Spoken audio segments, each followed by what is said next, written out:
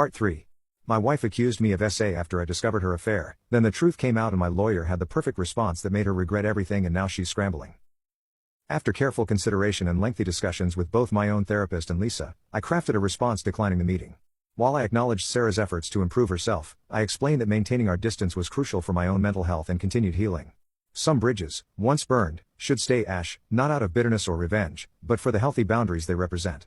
Dr. Martinez respected my decision but shared that my response actually helped Sarah understand the true consequences of her actions.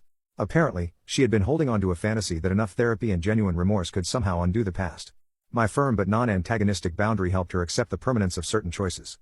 After my name was cleared, I returned to teaching with full support from the school administration.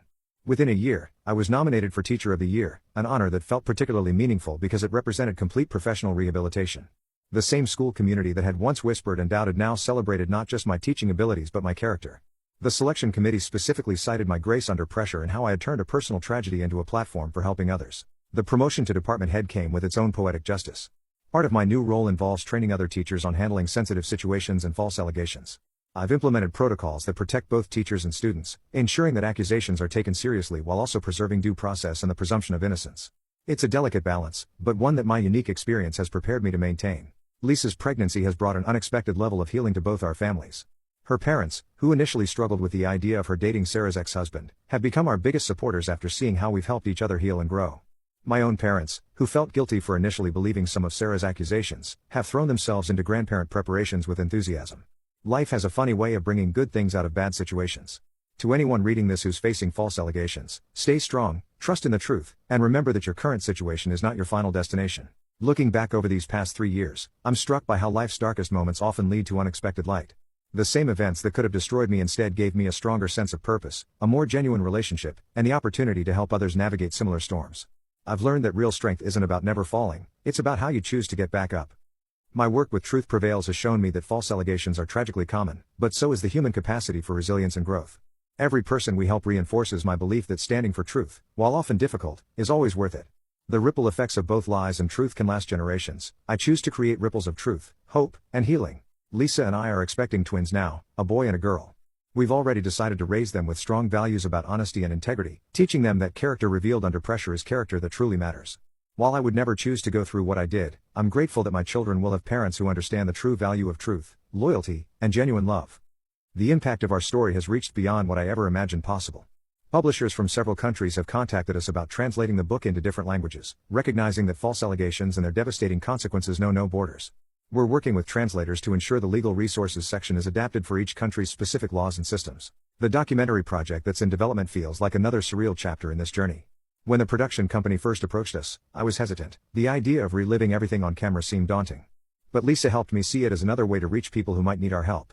The producers have been incredibly sensitive, focusing not just on the false allegations but on the broader themes of resilience, redemption, and the importance of supporting real victims by standing against false accusations. 2 years after helping me clear my name, James announced his plan to retire from private practice to work full-time with Truth Prevails starting next year.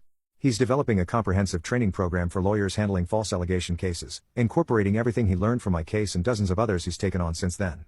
His dedication to this cause continues to amaze me. He often says that helping clear my name gave him a new purpose in his legal career. What's been particularly meaningful is seeing how our work has influenced policy changes. 3 states have already passed what they're calling truth in allegations laws, which increase penalties for provably false accusations while maintaining protections for genuine victims.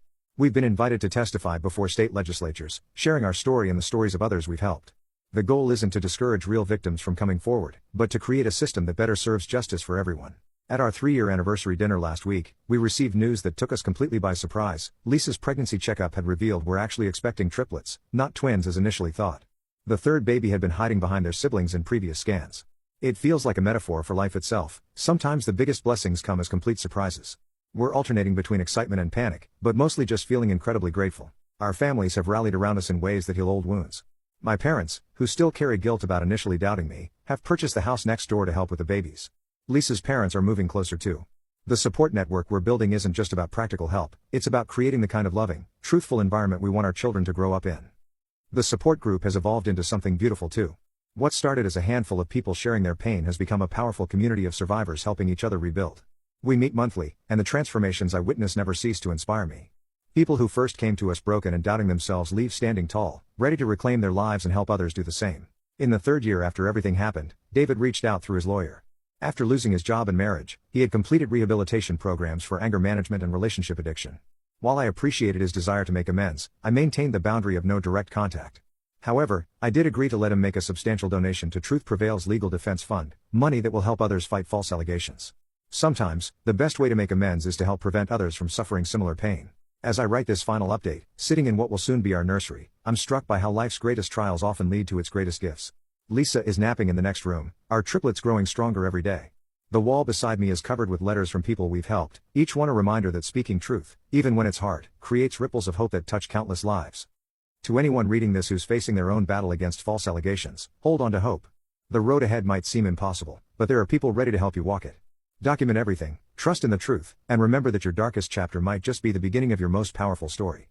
The journey from victim to survivor to advocate is rarely easy, but it's always worth it. And to those who might be tempted to make false allegations, know that the truth has a way of surfacing, and the damage you cause reaches far beyond your intended target. It hurts not just the falsely accused, but their families, their communities, and most tragically, real victims whose voices are doubted because of false accusations. Life has taught me that while we can't always choose what happens to us, we can choose how we let it shape us. I chose to turn my pain into purpose, my struggle into strength, and my story into a beacon of hope for others. That choice has made all the difference.